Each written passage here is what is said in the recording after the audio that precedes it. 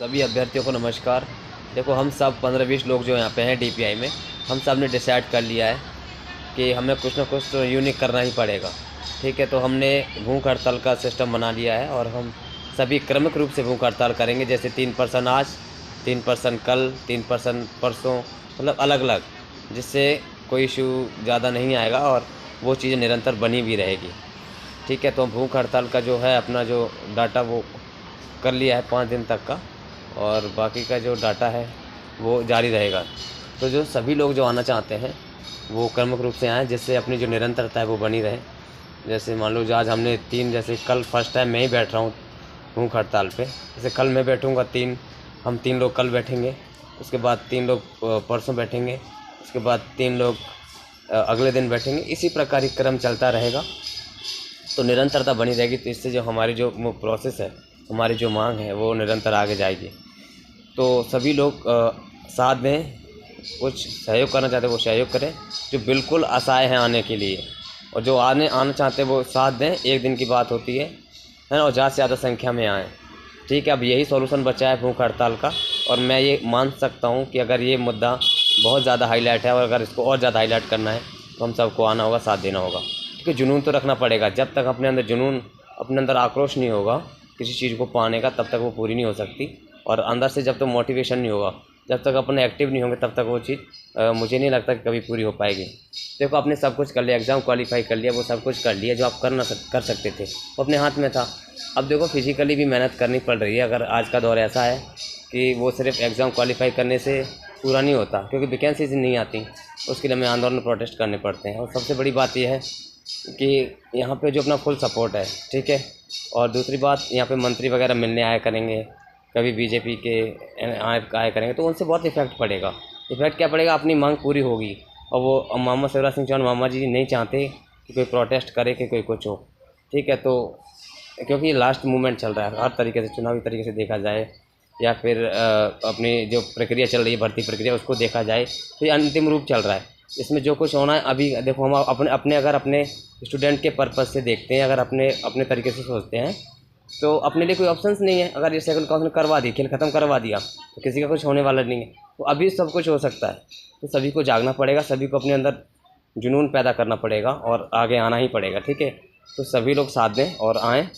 और मैं ये पूरा विश्वास दिलाता हूँ, जब मैं खुद डिमोटिवेट कभी नहीं हुआ आज तक, चाहे मुझे 2-2 लड़कों को लेकर अपना जो मांग रखनी हो, प्रदर्शन करना हो, मैंने किया है और हमेशा से किया है ना। 10 लड़कों को लेकर, 5 लड़कों को लेकर, 50 लड़कों को लेकर, कभी 100 लड़के, कभी 20 लड़के, कभी 10 लड़के, कभी तो मैं अकेला भी आया हूँ। ठीक है, तो ऐसा जुनून सबके अंदर होना चाहिए। और मैं ये कह रहा हूँ, अंतिम रूप ऐसा है, इस समय ऐसा अच्छा मूवमेंट है, अच्छा टाइम है कि इस समय अपनी मांग पूरी हो सकती है। तो सभी से ये अनुरोध है कि जो क्रमिक आंदोलन में शामिल हों और ज़्यादा से ज़्यादा संख्या में एक्टिव रहें और आएँ।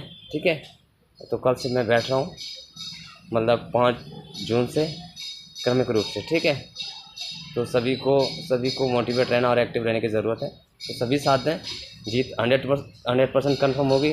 जो विभाग ने विसंगतियाँ की हैं, प्रथम काउंसलिंग के 17,067 पद जो ट्रैवल और डीपीआई के मिला के अभी जो बचे हुए हैं, उनको क्लियर करवाना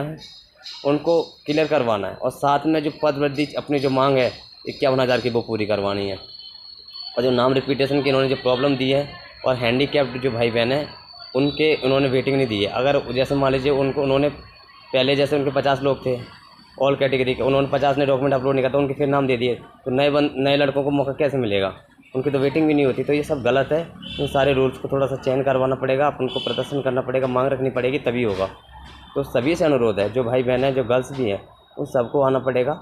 ठीक है, तो सभी लोग आएँ, साथ दें। और जब अपन अच्छे तरीके से काम करें तो सब साथ मिलता है सबका। और मुझे पूरा विश्वास है कि अपनी जो मांगें हैं पदवृद्धि की, वो भी पूरी होगी। क्योंकि अभी अगर देखा जाए ओवरऑल, तो 7,004 पे नियुक्ति आदेश आए थे डीपीआई के पहली काउंसलिंग में, और ट्रैवल के आए थे 9,423 के। ठीक है, और अभी जो अगर हम भर्ती देखें सेकंड काउंसलिंग की, तो डीपीआई के मिलाने तो 7,500 ही है। टोटल मैंने जोड़ लिए 16,000 से ज़्यादा हो रहे हैं ये, है ना।